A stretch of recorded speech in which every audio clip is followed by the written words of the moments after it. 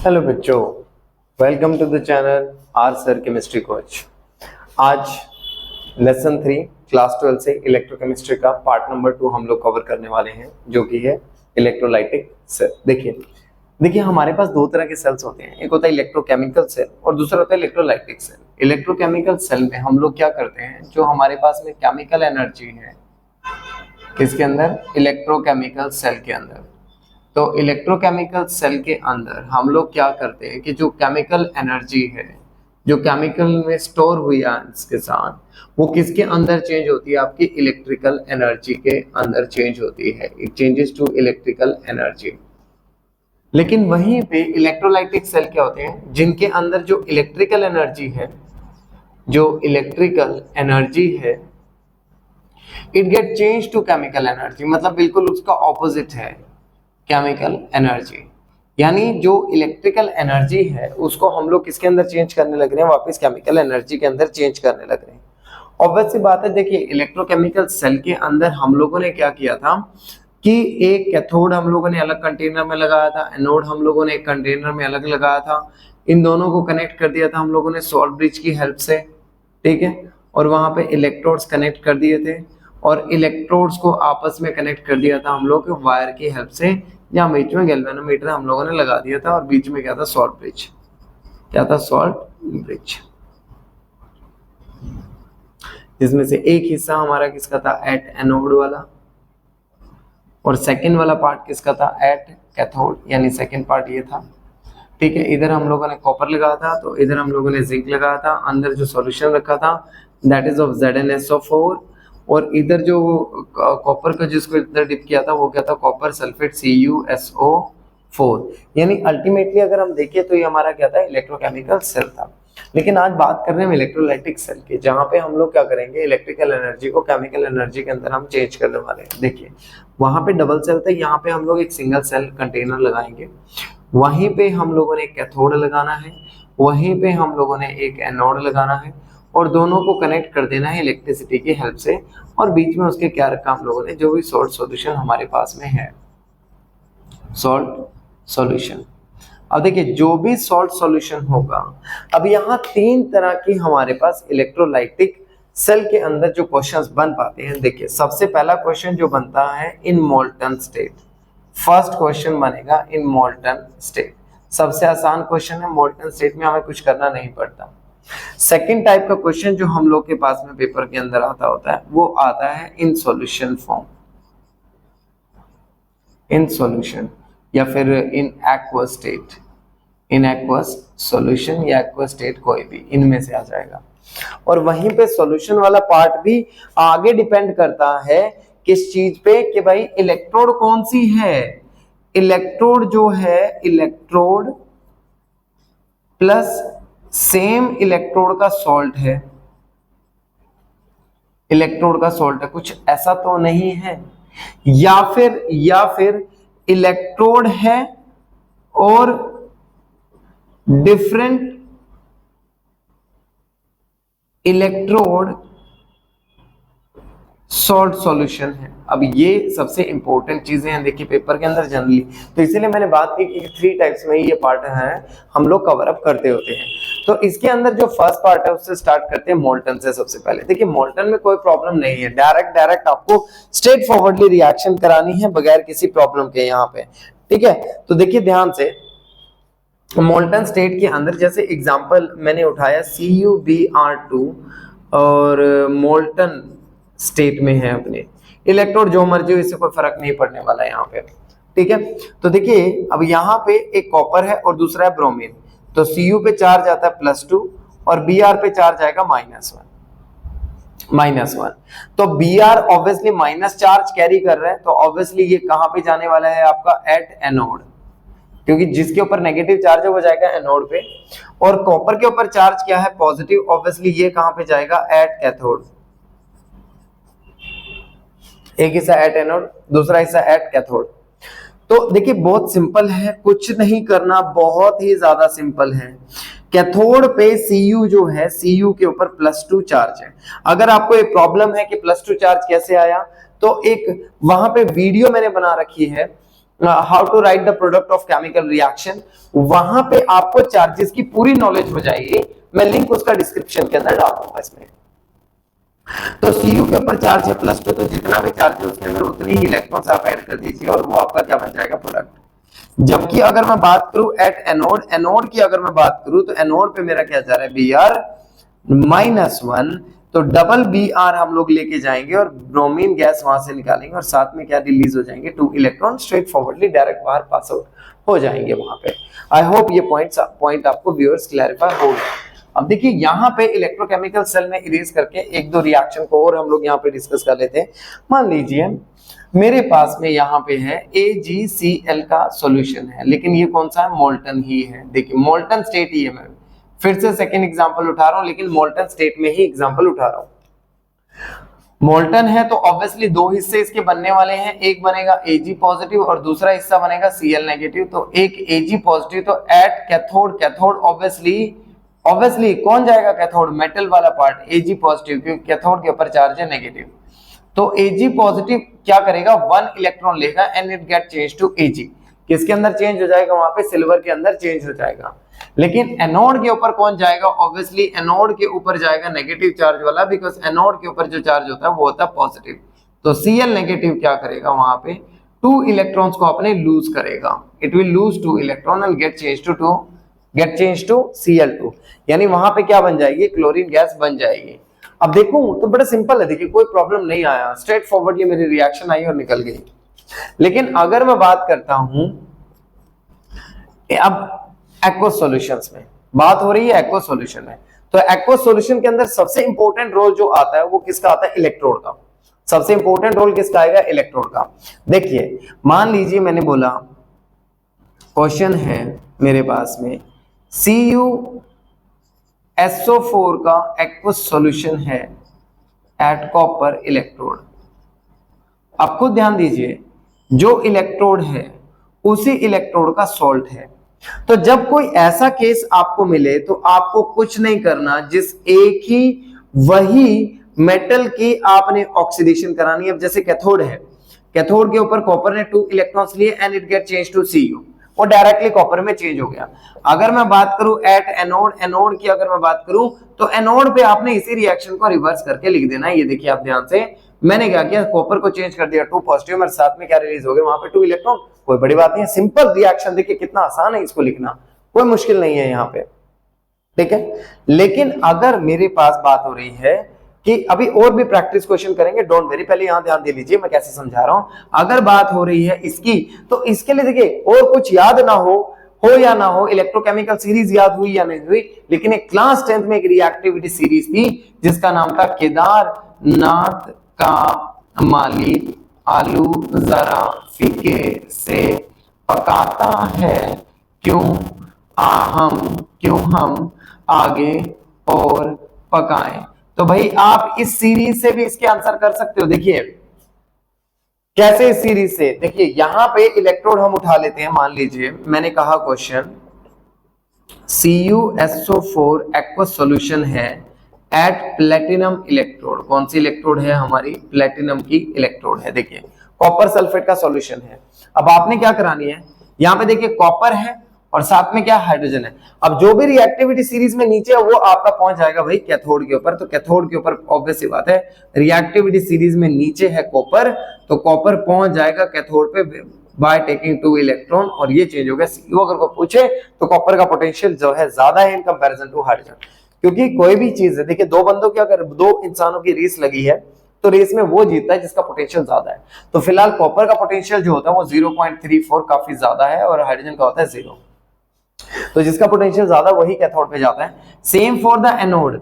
अब एनोड के ऊपर एक सीरीज याद कर लीजिए, एक सीरीज याद कर लीजिए नॉन मेटल के लिए, कि सबसे पहले आएगा हैलोजन, हैलोजन के बाद आएगा OH, OH के बाद आएगा SO4, उसके बाद आएगा NO3 नेगेटिव, उसके बाद आएगा PO4 3 नेगेटिव। यानी रेस लगे तो यही सीक्वेंस रहेगा, हमेशा कौन जीतेगा, हैलोजन। अगर हैलोजन नहीं है तो हमेशा कौन जीतेगा, OH। तो खुद देखिए यहां पे मेरे पास में क्या क्या बन रहा है, Cu2 पॉजिटिव, SO4 2 नेगेटिव। एक वाटर से क्या बन रहा है, H पॉजिटिव OH नेगेटिव। अब देखिए 2 के इनके बीच में रेस है, 2 के इनके बीच में रेस है, इनकी रेस तो कॉपर जीत चुका है। क्योंकि उसका पोटेंशियल ज्यादा है।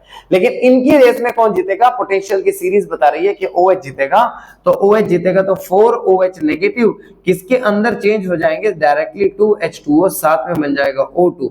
तो अब अगर मैं देखूं और साथ में क्या निकलेंगे 4 इलेक्ट्रॉन, तो कौन सी गैस लिबरेट होगी, एनोड पे क्या डिपॉजिट होगा O2। और अगर कोई रीजन भी पूछे तो रीजन आएगा ओवर वोल्टेज या फिर ओवर पोटेंशियल। चलिए मेरे ख्याल ये चीज तो क्लैरिफाई होगी। अब थोड़े से कुछ एग्जांपल्स और हम लोग करके देखते हैं कि जो ट्रिक मैंने बताई है क्या वो सही बैठ रही है या नहीं। चलिए देखते हैं अब इस चीज को। अब इसमें मैं एनसीईआरटी का एग्जांपल नंबर 18 उठा रहा हूं, क्वेश्चन नंबर 18। वहां पे क्वेश्चन दिया है क्वेश्चन नंबर 1 में, मतलब क्वेश्चन नंबर 18 है एनसीईआरटी बैक एक्सरसाइज का, एनसीईआरटी बैक एक्सरसाइज का। मैं क्वेश्चन भी लिख देता हूं ताकि आप लोग के लिए प्रॉब्लम ना रहे। Just give me 1 minute. अब देखिए क्वेश्चन मैंने लिख दिया, एनसीईआरटी बुक का क्वेश्चन नंबर 18 है, लेसन नंबर 3 इलेक्ट्रोकेमिस्ट्री से, नई बुक के अकॉर्डिंग लेसन 2 है। देखिए ध्यान से, मेरे पास एक्वस सॉल्यूशन है AgNO3 का। तो स्टूडेंट्स देखिए ध्यान से समझिएगा, मेरे पास AgNO3 है Ag, और साथ में क्या इलेक्ट्रोड भी सिल्वर है, यानी जिसका सॉल्ट सॉल्यूशन है वही इलेक्ट्रोड है। तो अभी अभी मैंने आपको बताया था कि अगर बात हो सेम इलेक्ट्रोड वाले मेटल सॉल्ट की तो कैथोड पे भी वही जाएगा और एनोड पे भी वही जाने वाला है, दोनों में कोई डिफरेंस नहीं आएगा। तो देखिए कैथोड के ऊपर क्या होगा कि जो मेरा Ag पॉजिटिव है वो एक इलेक्ट्रॉन लेके किस में चेंज हो जाएगा, Ag में। और एनोड के ऊपर क्या रिएक्शन आएगी, इसी को रिवर्स कर दो, Ag get change to Ag positive by the loss of 1 electron. देखिए कितना आसान सा है, कोई समस्या नहीं है, क्योंकि जिसका मेटल सॉल्ट का है उसी का अगर इलेक्ट्रोड है तो बहुत आसान रहता है इसको करना। An aqueous solution of AgNO3 with platinum, इस बार अलग है। देखिए अगर इलेक्ट्रोड अलग है तो AgNO3 यही आयंस बनेंगे, और मेरा एक्वस सॉल्यूशन है तो आयंस क्या बनेंगे, H positive and OH negative. अब इन दोनों के बीच में रेस है कैथोड के लिए, और इन दोनों के बीच में है एनोड के लिए रेस। इनके बीच में आ गई कैथोड के लिए रेस, और इनके बीच में आ गई एनोड के लिए रेस। अब रेस कौन जीतेगा, जो पोटेंशियल में सीरीज में नीचे है, Ag नीचे है तो वो रेस जीत जाएगा। तो एट कैथोड जब मैं रिएक्शन लिखने जाऊं तो यहां पे जो Ag है पॉजिटिव वो रेस जीत गया, और वो किस में चेंज हो गया, Ag में। Ag पॉजिटिव ने एक इलेक्ट्रॉन लिया और Ag में चेंज हो गया। रेस लग गई एनोड के लिए। एनोड के लिए अभी अभी मैंने सीरीज बताई थी, अगर आप देखें तो कौन जीतेगा, NO3 से ज्यादा पोटेंशियल OH नेगेटिव का। तो 4OH नेगेटिव जो है they get changed to 2H2O by the loss of 4 electron, and साथ में क्या बनी, O2 गैस। क्या बनी साथ में, O2 गैस, यानी एनोड से क्या लिबरेट होगा, O2, और कैथोड पे क्या जाएगा, Ag। आई होप व्यूअर्स बहुत आसानी से समझ आ गया होगा ये भी आपको। अगर मैं बात करूं नेक्स्ट की, क्या है, अ dilute solution of H2SO4 with, अब देखिए इलेक्ट्रोड भी अलग है और वो भी अलग है। H2SO4 से क्या बनेगा, H positive and SO4 negative, और वाटर से क्या बनेगा, H positive and OH negative. अब कौन जीतेगा, ये कैथोड के लिए रेस, ये एनोड के लिए रेस। इसकी रेस लग गई एनोड के लिए और इसकी रेस लग गई कैथोड के लिए। अब कैथोड में तो कोई प्रॉब्लम है नहीं, सीधा सीधा पता लग रहा है कि जो एट कैथोड है वहां पे H पॉजिटिव आयन जो है वो चेंज हो जाएंगे H2 में, एंड साथ में क्या आएगा, 2 इलेक्ट्रॉन्स। और SO4 से कौन रेस जीत जाएगा, ओवर वोल्टेज की वजह से OH नेगेटिव। तो एट एनोड पे क्या होगा कि जो 4OH नेगेटिव है it get change to 2H2O, और साथ में क्या बनेगा, O2, और साथ में क्या निकलेंगे 4 इलेक्ट्रॉन्स। और तो कौन लिबरेट होगा एनोड से, O2, और रीजन क्या है, ओवर वोल्टेज या ओवर पोटेंशियल। अब लास्ट में देखिए एक्वस सॉल्यूशन आ गया CuCl2 का। अब CuCl2 अभी अभी मैंने डिस्कस किया था, ऑब्वियसली कैथोड में कौन जाएगा, कॉपर, क्योंकि वो नीचे है। तो एट कैथोड अगर मैं बनाऊं सीरीज तो कैथोड पे क्या होगा, कौन जाएगा, ऑब्वियसली Cu2 पॉजिटिव। ये Cu2 पॉजिटिव 2 इलेक्ट्रॉन लेगा and it get change to Cu। लेकिन अगर मैं बात करूं एनोड की, तो एनोड पे क्या होगा कि जो Cl नेगेटिव, देखिए मैंने बार बार अभी बताया था कि हैलोजन का पोटेंशियल जो है वो OH से ज्यादा है, तो कौन जाएगा एनोड पे, obviously Cl negative.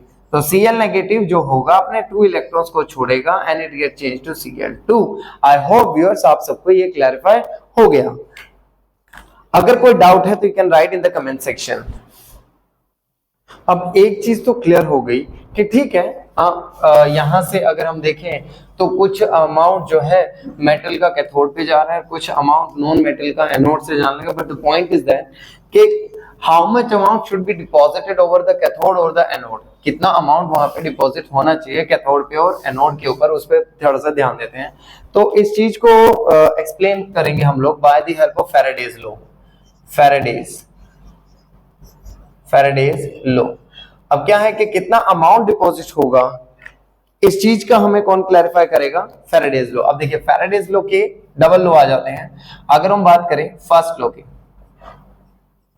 First law, तो क्या कहते हैं कि according to Faraday's first law, Faraday's first law of electrolysis,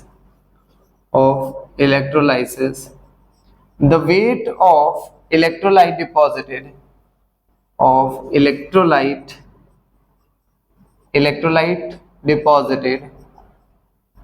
deposited over electrode is directly proportional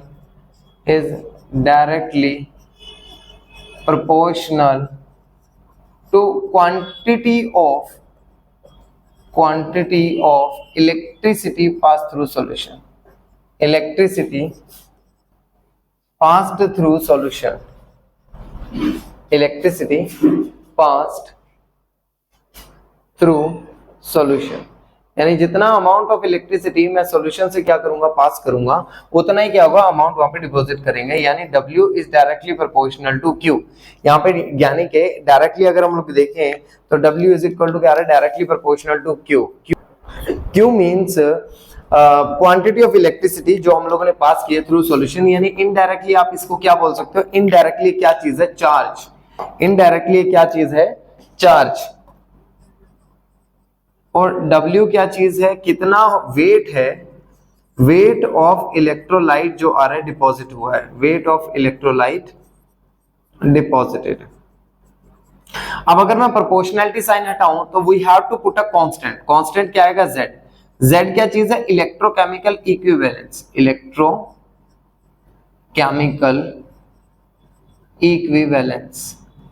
देखिए मैं आपको डायरेक्ट मेथड बता रहा हूं, कोई इसमें टाइम पास नहीं है, सीधा सीधा देखिए। Z की वैल्यू सबसे इंपॉर्टेंट है कैलकुलेट करना। अब Z आप कैसे कैलकुलेट करेंगे, जो भी आपके पास एलिमेंट दिया है उसका एटॉमिक मास, जो भी मैं बार बार बात कर रहा हूं, कैथोड पे मेटल दिख रहे हैं, एनोड पे नॉन मेटल दिख रहे हैं, जो भी डिपॉजिट हुआ उसका एटॉमिक मास अपॉन में N इंटू में F। अब ये F क्या चीज है, F क्या चीज है, F है फैराडेज कांस्टेंट। F क्या चीज है, फैराडेज कांस्टेंट, जिसकी वैल्यू जो होती है वो होती है 96500 कूलम। देखिए इसका भी बड़ा आसान सा तरीका, मान लीजिए किसी ने बोला कि जो Na है भाई वो Na पॉजिटिव में चेंज हुआ bye the loss of 1 electron, तो एक इलेक्ट्रॉन का मतलब है वहां पे 1 फैराडे, या कुछ बुक्स 1 फैराडे लिखेंगे या 1 मोल ऑफ इलेक्ट्रॉन, ऐसे भी बोल सकते हैं। तो 1 इलेक्ट्रॉन का मतलब क्या, वहां पे 1 फैराडे इनडायरेक्टली। ठीक है, अगर मैं Mg देखूं तो Mg मान लीजिए चेंज हुआ, Mg2 पॉजिटिव और साथ में कितने लिख रहे हैं, 2 इलेक्ट्रॉन्स, तो इन 2 इलेक्ट्रॉन्स का मतलब क्या आएगा, डायरेक्टली 2 फैराडेज। डायरेक्टली कितना आ जाएगा, 2 फैराडेज। तो ये था आपके पास में फर्स्ट लॉ। अब अगर मैं Z की वैल्यू को भी यहां पुट कर दूं तो W इज इक्वल टू क्या आ गया, एटॉमिक मास, जो भी एलिमेंट हम देख रहे हैं उसका, अपॉन में N इंटू में F इंटू में Q। अब Q क्या चीज है, क्वांटिटी ऑफ इलेक्ट्रिसिटी, जिसका फॉर्मूला है I इंटू में T। तो W इज इक्वल टू क्या आ गया हमारे पास में, एटॉमिक मास अपॉन में N इंटू में F इंटू में I इंटू में T। तो इस तरह से आप डायरेक्टली वेट को कैलकुलेट कर सकते हैं किसी भी, जो भी इलेक्ट्रोलाइट वहां पे कैथोड या एनोड के ऊपर डिपॉजिट होने लग रहा है। अब मूव करते हैं सेकंड लॉ की तरफ। देखिए बात करते हैं फैराडेज के सेकंड लॉ की। सेकंड लॉ के अकॉर्डिंग अगर मैं देखूं तो सेकंड लॉ के अंदर मेरे पास में क्या आने लग रहा है कि मैंने 2 या 2 से ज्यादा सॉल्यूशन क्या किया, एक सीरीज में कनेक्ट कर दिया। अब सीरीज के अंदर जो करंट रहता है वो क्या रहता है, same. In series value of current I जिसका सिंबल है इस सेम, वो क्या रहती है बेटा, सेम रहती है वैल्यू। तो इसको जो करंट मिला वही इसको मिला, वही इसको मिला। तो इसको जो चार्ज मिलेगा वही इसको मिलेगा, वही इसको मिलेगा। इसको जितना टाइम मिला वो इसको भी मिलेगा, वो इसको भी मिलेगा। यानी तीनों चीजें क्या आ रही है, सेम आ रही है। हमारा फॉर्मूला क्या था, मान लीजिए यहाँ से वेट देख रहे हैं हम Ag का जो डिपॉजिट होगा, यहाँ से वेट देख रहे हैं हम Cu का जो डिपॉजिट होगा, और यहाँ से वेट देख रहे हैं हम Zn का जो डिपॉजिट होगा। तो यानी वेट ऑफ Ag जो डिपॉजिट हुआ है वो Z ऑफ क्या आएगा Ag इंटू में Q क्या आएगा, वो तो सेम ही रहने वाला है, अपॉन में कॉपर से डिवाइड कर दो, weight of Cu is equal to Z of Cu into में Q। अब Q से तो Q कैंसिल हो जाएगा, ऑब्वियसली कुछ बचेगा ही नहीं, है ना। अब जो Z का फॉर्मूला है, Z का फॉर्मूला क्या हमारे पास में है, वेट जो एटॉमिक वेट है अपॉन में N इंटू में F इंटू में Q, इसी तरह से इधर भी आ जाएगा एटॉमिक वेट अपॉन में N इंटू में F इंटू में Q। तो अब अगर आप देखें तो Q से तो Q कैंसिल हमने कर ही दिया था, F से F कर दो, तो एटॉमिक वेट अपॉन में N क्या चीज आ जाएगा, वेट ऑफ Ag डिपॉजिटेड जो भी वेट डिपॉजिट हो रहा है is equal to electrochemical equivalent weight कह सकते हैं आप, इक्विवेलेंट वेट ऑफ सी ऊपर क्या है Ag, equivalent weight of Ag upon में क्या आएगा, इक्विवेलेंट वेट ऑफ Cu, और यहां पे भी क्या आ जाएगा, वेट ऑफ Cu डिपॉजिटेड। यानी सेकंड लॉ क्या कह रहा है कि the weight of electrolyte deposited at a electrode, जो वेट इलेक्ट्रोलाइट का डिपॉजिट हो रहा है एक इलेक्ट्रोड के ऊपर, वो डायरेक्टली प्रोपोर्शनल है उसके इक्विवेलेंट वेट के ऊपर, वो डायरेक्टली प्रोपोर्शनल आ रहा है उसके इक्विवेलेंट वेट के ऊपर। अब चलिए इसके बेसिस पे कुछ न्यूमेरिकल्स भी देखते हैं, फर्स्ट लॉ और सेकंड लॉ। हम देखिए बच्चों, यहाँ पे 3 क्वेश्चंस यहाँ पे बोर्ड पे लिखे हुए हैं, इन तीनों को थोड़ा अप्लाई करते हैं कि फैराडेज को किस लॉ को किस तरह से हम लोगों ने यूटिलाइज करना। देखिए कहता है solution of copper sulphate is electrolyse for 10 minutes. देखिए यहाँ पे ऑब्वियस सी बात है कि मुझे इस क्वेश्चन के अंदर टाइम प्रोवाइड कर दिया गया है। अगर देखूं टाइम आपको हमेशा क्या करना है, सेकंड्स के अंदर ही पुट करना है, तो टाइम को पहले चेंज कर लेते हैं हम लोग। ये आ गया टाइम की जो वैल्यू है 10 मिनट्स, 10 इंटू 60 मतलब 600 सेकेंड्स आ गए। टाइम हमेशा सेकेंड्स में ही पुट करना है। करंट की वैल्यू भी आपको प्रोवाइड की गई है, करंट की जो वैल्यू है 1.5 एम्पियर है। और अब आपको कैलकुलेट क्या करना है, वेट के कितना वेट यहाँ पे डिपॉजिट हुआ है। अब वेट आप कैसे निकालेंगे, W is equal to Z into I into में T, और Z का फॉर्मूला कहता है W is equal to atomic mass upon में N इंटू में 96500 इंटू आई इंटू में T। अब एलिमेंट जो है आपका क्या है, मेन एलिमेंट कॉपर। अब कॉपर का जो एटॉमिक मास है वो क्या है 63। अब कॉपर से क्या बनेगा, कॉपर सल्फेट यानी CuSO4 है ना, कॉपर पे 2 पॉजिटिव, SO4 पे 2 नेगेटिव, यानी जो N की वैल्यू मेरे पास में आने वाली है, क्या आने वाली है 2 इंटू में क्या आ रहा है आई की वैल्यू क्या है 1.5 एम्पियर इंटू में क्या आ रहा है 600 अपॉन में क्या आ गया 96500। जब मैंने इस पूरी की पूरी वैल्यू को जब मैंने कैलकुलेट किया तो मेरा आंसर आया 0.296 ग्राम। अब अगर आप देखें स्टूडेंट, आपको कोई बुक का कोई मेथड फॉलो नहीं करना, you just apply this trick, आप डायरेक्ट इसको मेथड को यूज करें। अब देखिए how many moles of electron, अब इसको भी देख लेते हैं हम भाई।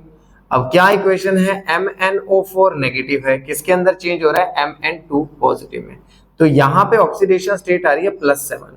आप x से लेट कर सकते हैं, x प्लस में ऑक्सीजन पे चार्ज आता है -2 और -2 चार्ज है इस तरह से, और इज इक्वल टू चार्ज क्या आ रहा है -1, तो x -7 इज इक्वल टू क्या आ रहा है -1 आ रहा है, सॉरी -8, तो मेरे पास x की वैल्यू क्या आ रही है +7, तो x की वैल्यू आ गई +7, इधर क्या आ रहा है 2, तो 5 इलेक्ट्रॉन का एक्सचेंज आ रहा है यानी 5 मोल ऑफ इलेक्ट्रॉन।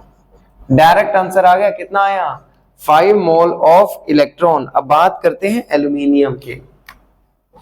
जब एल्यूमिनियम ने Al2O3 बनाना है तो ऑब्वियसली जो Al पे चार्ज आएगा वो क्या बनने वाला है 3 पॉजिटिव, है ना।